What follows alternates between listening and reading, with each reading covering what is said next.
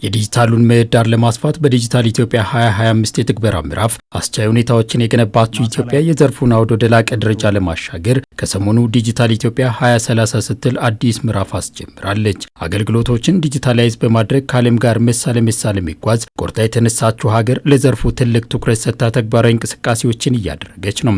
ከወራት በኋላ በሚካሄደው ሀገር አቀፍ ምርጫ በግንዛቤ ማስጨበጫና በምርጫ ታዛቢነት ብሎም በተያያዥ ስራዎች የሚሳተፉ የሲቪክ ማህበረሰብ ድርጅቶችም በዚሁ ማዕቀፍ ታግዘው ሂደቱን ለመጀመር ተሰናድቷል።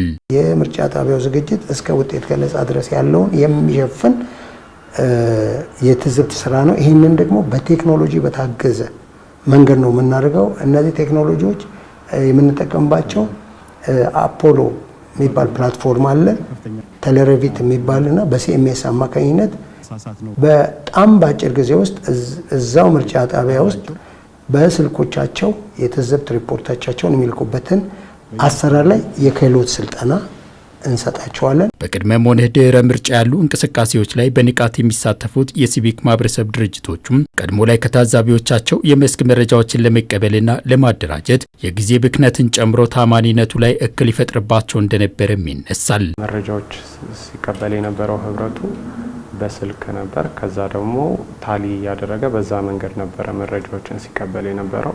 በጣም አድካሚ ነው። ያው ደግሞ ማኑዋል ሲሆን ደግሞ ብዙ ጊዜ ለኤረርም የተጋለጠ ነው። ወይ ከሰጪውም ወይ ደግሞ ከተቀባዩም ወገን እንደዚህ አይነት ስህተቶችን የመፈጠር እድሉ በጣም ትልቅ ነው ማለት ነው። አሁን ግን ይህ ተቀይሯል። ዘመን ወደ ዲጂታሉ አውድ አድልቷልና የምርጫው ሂደት ተዋንያኖችም ይህን አካሄድ ተከትሏል። በየትኛውም አካባቢ የምርጫ ታዛቢዎችን ለመመልመል ብሎም በምርጫው ሂደት በማሰማራት መረጃዎችን ወደ ማዕከል ለመላክ የዲጂታሉ ምህዳር ወሳኝ ሆኖ ተገኝቷል። መረጃዎቹ የሚመጡበት የሚሰባሰቡበት የዴታ ሴንተር አለን። ያ ዴታ ሴንተር 45 የሚያክሉ የዳታ ክለርክስ አሉት። ከነዚህ ታዛቢዎቻችን በአገሪቱ ከተሰማሩ ታዛቢዎቻችን የሚመጡትን መረጃዎች አንዳንድ አጠራጣሪ ነገሮችን የምናጣራበት ነው። ከታዛቢ ቀጥታ መረጃው ወደ ሲስተም ሲገባ በአውቶሜትድ በሆነ መንገድ ነው። ከዛ ደግሞ እዚህም ፍላክስ ሲደረጉ ለምሳሌ አሁን መጣራት ያለባቸው መረጃዎች ምናምን ካሉ ፍላክስ ያደርግ ሲስተሙ ያደርግልናል።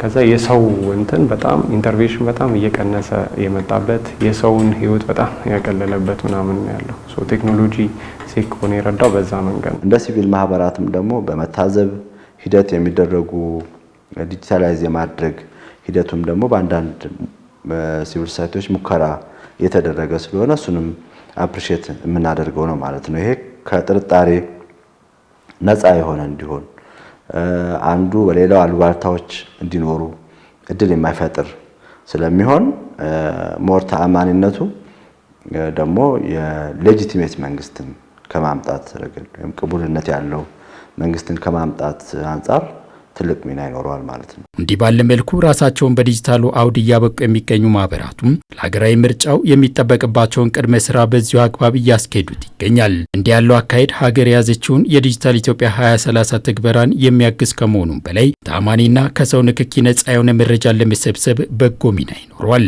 በእነዚህ ሁሉ ሁኔታዎች ውስጥ ማኑዋል የሚሰሩትን ነገሮች ሙሉ በሙሉ አውቶሜት ያደረግንበት ነው ማለት ነው። ስለዚህ ጥቅሙ ምንድነው? እሱ የኛን ህይወት ማቅለሉ ነው። ሁለተኛ ደግሞ የመረጃ ጥራት ነው። ሶስተኛ ደግሞ ፍጥነት ነው።